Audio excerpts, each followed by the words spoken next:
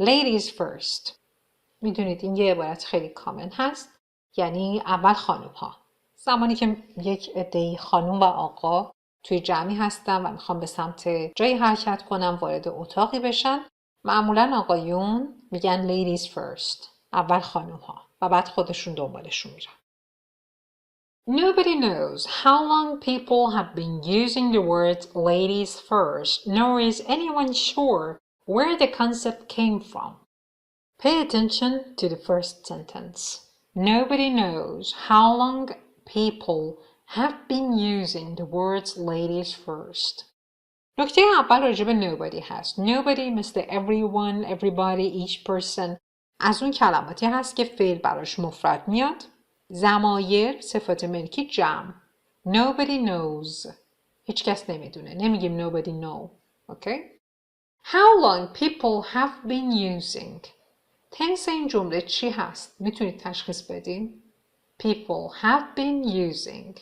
این present perfect هست که continuous شده. ماضی نقلی استمراری. Nobody knows how long people have been using the word ladies first. هیچکی نمیدونه که چند وقت مردم ladies first رو به کار میبرن. Nor is anyone sure where the concept came from. و هیچ کسی هم نمیدونه که اصلا این مفهوم، این کانسپت از کجا اومده. اوریجینش کجاست. However, اگرچه neither of these facts matters today. هیچ کدوم از این دو مورد امروزه اهمیتی ندارن. Facts منظورش کدومه؟ اینکه how long people have been using it و where the concept came from. این facts مورد نظر هست. دقت کنید ببینید neither, nor, or و از این قبیل چقدر اینجا تکرار شده. میدونید که قبل از اینکه گرامرش آموزش داده بشه معمولاً توی ریدینگ ها، توی تکست ها این موارد رو میبینید. To matter یعنی اهمیت داشتن. میتونید که matter اگه noun باشه میتونه به معنی ماده باشه. مثلا توی علم فیزیک. اما matter اینجا فعل هست به معنای اهمیت داشتن. It doesn't matter. مهم نیست. Neither یا neither هر دو تلفظ درسته. Neither of these facts matters today. فعل matter به neither برمیگرده. برای همین هم اس سوم شخص مفرد گرفته. با اینکه قبلش these facts رو میبینیم. هسته اون نهاد، هسته فاعل ما کلمه neither هست. Neither of these facts کل نهاد جمله است که فعل دربارش اومده. هسته اصلی neither. پس براش فعل رو سوم شخص مفرد حساب میکنیم. Neither of these facts matters today. هرچند این رو هم باید بگم که تو بعضی کتب گرامر خلاف این هم ادعا شده. ولی شما همین که توی کتاب امریکن گفته شده رو در پیش بگیرید. The important question is whether the tradition is still relevant and if men should continue respecting it. The important question is whether اینجا در واقع یک if هست که فنسی شده. یک if خیلی پرزرق و برق میشه whether، یعنی فرمال تر از if میشه whether. این whether یعنی آیا. با اون weatherی که به معنای آب و هوا هست اشتباه نگیرید. دیکته اون رو یادتون هست؟ The important question is whether the tradition is still relevant. سوال مهم الان اینه که آیا این سنت هنوزم relevant هست؟ یعنی مناسب این شرایط و این دوره زمانه هست؟ And if men should continue respecting it. و اینکه ادامه این سواله. و اینکه آیا آقایون باید ادامه بدن به رعایت این قانون. Respecting it. Respect به معنی احترام گذاشتنه بله. ولی برای رعایت قانون هم به کار میره. You should respect the law. یعنی که باید قانون اجرا کنید. رعایت کنید. In the past. به این عبارت دقت کنید. این رو زیاد دیدم زبان آموزها ایراد دارن باهاش. In the present. In the future. In the past. آن نمیگیم. at نمیگیم. بدون the نمیگیم. پس اینا رو با هم میگیم. Past, present, future, گذشته حال آینده. In plus the رو با هم دارن. In the past در گذشته. In the future در آینده. In the past, there was a strict set of rules concerning men's behavior toward women. در گذشته there was a strict set of rules. یه دسته قوانین خیلی strict، خیلی سختگیرانه concerning در مورد رفتار آقایون در قبال خانم‌ها وجود داشت. Or rather ladies as they were called then. یا شاید بهتر باشه بگیم ladies چون as they were called then همونطور که در اون زمان then یعنی در اون زمان بهشون گفته میشد. به کی؟ به خانم‌ها. در اون زمان به خانم‌ها میگفتن ladies. Men wearing hats used to take them off in the presence of women. اینجا هم یه reduced clause میبینید. در واقع شکل کاملش میتونسته این باشه. Men who wore hats. یا men who were wearing hats used to take them off in the presence of women. آقایونی که کلاه روی سرشون بوده در حضور خانم‌ها in the presence of women used to take them off. معمولاً کلاهشون رو برمی داشتن. used to. کاربردش چی بود؟ کارهایی که در گذشته به دفعات تکرار می شده. یعنی هر بار که یک آقایی در حضور یک خانم بوده یک کلاهش رو برمی داشته. They used to stand up whenever a woman entered or left a room. used to رو ببینید چقدر به کار برده. معمولاً این شکلی بوده. وقتی که whenever هر باری که یه خانومی وارد یک اتاق می شد یا از اتاق خارج می شد اونها از جاشون بلند می شدن. And they did the same at a dining table. و سر میز غذاخوری هم همین کار می کردن.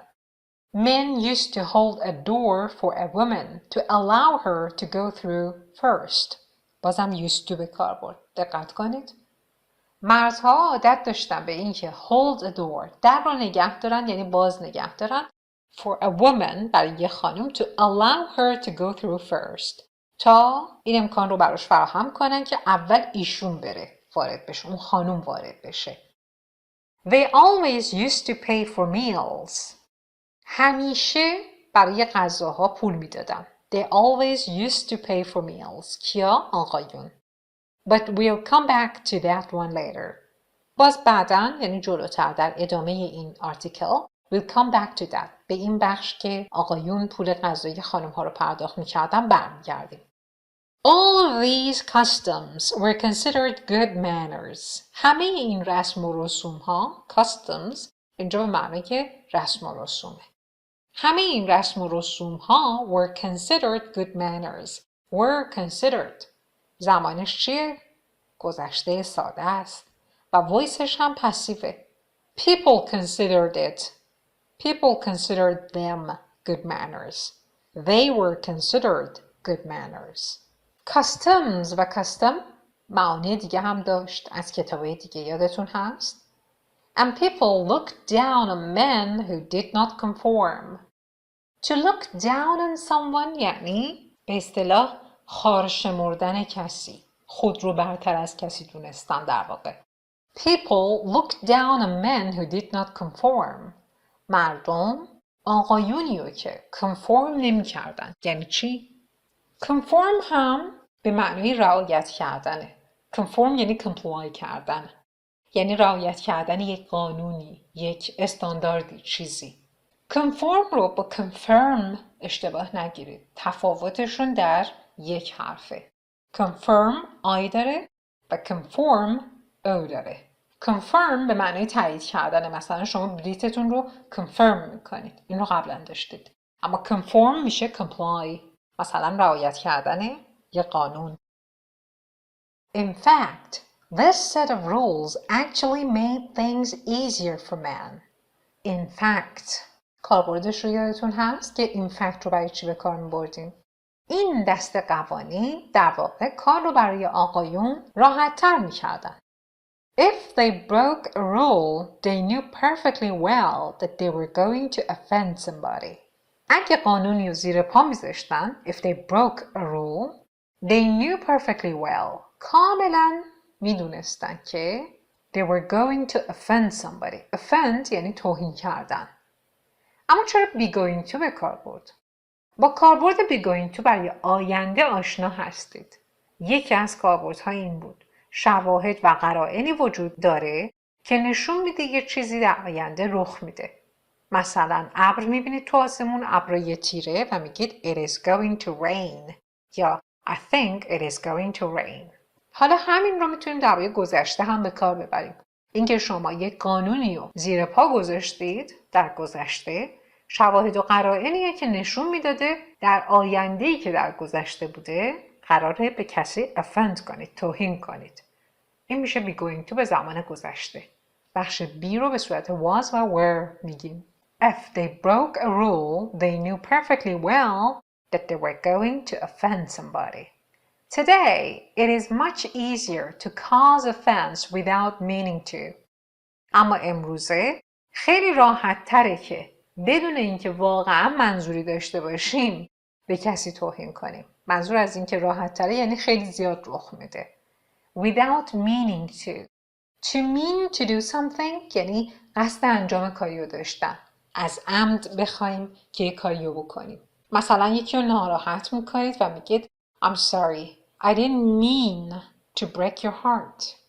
ببخشید. واقعا قصدم این نبود که بخوام دلتون رو بشکنم. پس today it is much easier to cause offense. Offense شکل اسمی یا نون فعل offend هست. امروزه توهین کردن cause offense بدون اینکه واقعا قصد و منظورش رو داشته باشید راحت تره. For example, if a man opens a door to let a woman through first and she does so without saying thank you, the man may feel offended. به عنوان مثال اگه یه آقایی در رو باز کنه برای یه خانومی که اول ایشون وارد اون جای مورد نظر بشه و اون خانوم وارد بشه without saying thank you بدون اینکه تشکر کنه the man may feel offended. To feel offended احساس توهین شدگی به اصطلاح. یعنی اون آقا ممکنه احساس کنه که بهش توهین شده. توی همین چند تا خط دقت کنید offend رو به عنوان فعل یاد گرفتید. شکل اسمیش offense رو یاد گرفتید و بعد یه structure to feel offended احساس کنیم که بهمون توهین شده. به این موارد خیلی دقت کنید و سعی کنید توی speakingتون، writingتون به کار ببرید. And if a man invites a woman to a restaurant of his choice on their first date and then asks her to pay her half of the check, it may be the woman who gets upset. پس اگه یه آقاییم خانومی رو دعوت کنه به رستورانی که خود اون آقا a restaurant of his choice انتخاب کرده on their first date توی قرار اولی که با هم دارن نگاه کنید به حرف اضافهش دقت کنید on their first date and then asks her to pay her half of the check و بعد از اون خانم بخواد که سهم خودش رو از چک رستوران یا صورت حساب رستوران پرداخت کنه it may be the woman who gets upset. احتمالاً اونی که این وسط ناراحت میشه خانم است. Women no longer want to be treated as the weaker sex, which leaves men in a dilemma. خانم ها no longer دیگه نمیخوان به عنوان جنس ضعیفتر باهاشون برخورد بشه. No longer want to be treated. نگاه کنید اینجا بازم مصدری داریم که مجهوله. To be treated as the weaker sex. sex اینجا به معنی جنسه نه جنسیت. Which leaves men in a dilemma. Which به چی برمیگرده؟ به این قضیه. این قضیه که خانم ها دیگه نمیخوان به عنوان ضعیفه بهشون نگاه بشه leaves men in a dilemma. آقایون رو در ابهام قرار میده. On one hand از یه طرف این یکی از عبارات کاربردی توی رایتینگه. مثلا رایتینگ آیلتس شما وقت دارید کانترست رو نشون میدید. دو جنبه یه چیز رو میخواید بگید. اینها رو به کار ببرید. On one hand, men are conscious of the ladies first tradition. از یه طرف آقایون با سنت ladies first آشنا. But on the other hand یا به صورت مخفف on the other داریم اون طرف کانترست رو نشون میدیم. But on the other اما از طرف دیگه they do not want to offend. قصدشون توهین نیست. Often they don't know what to do. اغلب اوقات آقایون نمیدونن چه کار کنن. The best advice is this. بهترین توصیه‌ای که میشه ارائه کرد اینه. If in doubt, men should follow the rules of ladies first. آقایون اگه شک دارن if in doubt اگه شک دارن بهتره که should اینجا توصیه است recommendation اخلاقیه بهتره که از قوانین ladies first استفاده کنن.